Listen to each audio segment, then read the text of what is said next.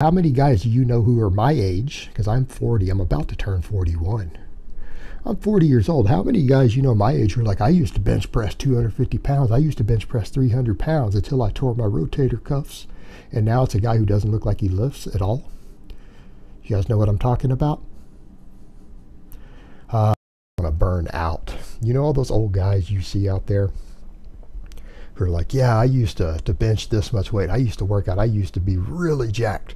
I didn't even use steroids or anything. And it's always some 35, 40, 50-year-old guy with a big beer gut who looks like he's never worked out. You know what? He's probably did work. You're going to be the guys who quit. You're going to be the guys who, like that uncle or dad you have right now, who say, yeah, I used to bench X amount of weight. I used to have whatever inch arms, and then he just doesn't even look like he lifts anymore. That's going to be you. Get hurt. I always make of how many guys I meet my age or 5 or 7 or 8 years younger who are used to lift. I used to lift. I used to bench this much weight. You look at them now and it's like, well, you just look like a fat guy who's never been in the gym in his life, has never touched a weight. Like you look like you pick up a beer. You do 12-ounce curls, right?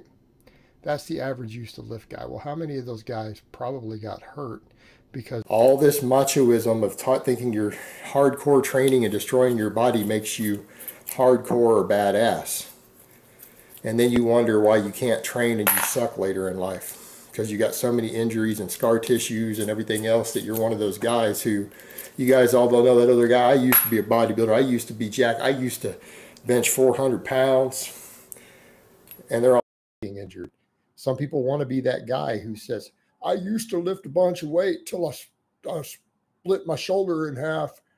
But, you know, back when I was younger, I used to bench press 350 pounds, right? Some people, 80. So that's where I was. I came off of gear, lost about 40 pounds of muscle. I could still bench 405. I could still squat 550. I was still 215 lean. I was going to say 19-inch arms, but my left bicep had been ruptured, so it was smaller. But my right one was 19 inches still. And I hadn't been on drugs for 3 years. That's 3 years after coming off. I had had a slow, gradual decline of losing gains over the years. I got sick and lost everything. I've been training again over 2 years. I've been blasting and cruising for over a year. I have not gotten back to where I was. Now, you can keep a lot of your gains from gear. There's this misconception that you can't. But, I mean, realistically speaking, I went through this back in my 20s. I was using a decent amount of stuff. And I was sitting up at 240. 240, walking around. I came off everything. I went completely clean. Completely clean. I did a PCT protocol, and I was not even on TRT. And I lost about 25 pounds over 6 months. My squat went from around 600 down to about 550 at that time. My benching up over 400 for reps dropped down to actually high 300s. I had to rebuild my bench back to 400 after that because it dropped down into the high 300s at that point. And I dropped down to about 215. I was bigger and stronger than I am now, actually, in my 40s because I was in my late 20s. So, you know, a little bit different world. Only been off gear a few years. 2 to 3 years. But the point is, I've been through this. This is exactly what happened. It's exactly what happened. Or how does this go about happening, at least something like that? It almost hit me out of nowhere because I went from training. I was working 60 hours a week when I got sick. I was going to the gym 5 days a week after work. I was still lifting strong, and here's the thing. One of the things that I had noted, and there is something to that due to cortisol release and everything else with the autoimmune function of it, I didn't have any of these problems when I was using gear. And I'm going to be honest, guys, through my 20s, I used anabolics. I absolutely used them. Did I use the amounts you see guys talking about on YouTube now? No, but I used pretty significant amounts. I built a strength-based natural first. I got up to a 475 squat. I was benching like 325 before I ever touched any of this stuff. And some of the older guys at the gym were like, hey, you know, you should try gear. And it wasn't hard to convince me.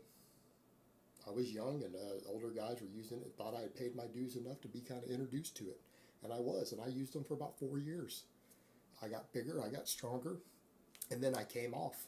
I was clean for 3 years, completely off gear, still training. I probably lost 10 to 15 pounds of muscle. I didn't keep all the gains. I wasn't even on TRT at the time. I was still strong. I could still bench 400 pounds. I could still squat 550. Wasn't as good as when I was on the gear, but it was decent, and I was working full time. And when it hit me, I lost everything. When the Meniere's disease hit me, which is again, when it went to both of my ears, basically the doctors realized I had it in my other ear for years and just worked around it. It wasn't a problem for me. When it went, was I legitimately a low 400s, 400 as bencher? Yeah, absolutely. So where'd the 500 come from? And all you bro bounced it off my chest, ass off the bench, reverse bench, with a big arch and not meat legal, bouncing it off my chest, lifting my ass off the bench. Completely not legal lift.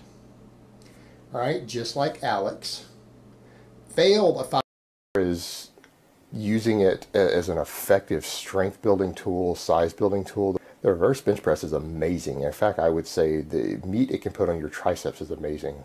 If you guys have looked at older pictures of me that you've seen floating around the web, you guys will notice that my triceps were pretty massive at one point. A hell of a lot bigger than they are now. That's when I was doing a lot of reverse grip bench pressing. It really brought my triceps up a lot. And I used to do 500 pounds on that lift. So again, one of those lifts that I think is a massively useful exercise, fantastic exercise, but I think it is very dangerous.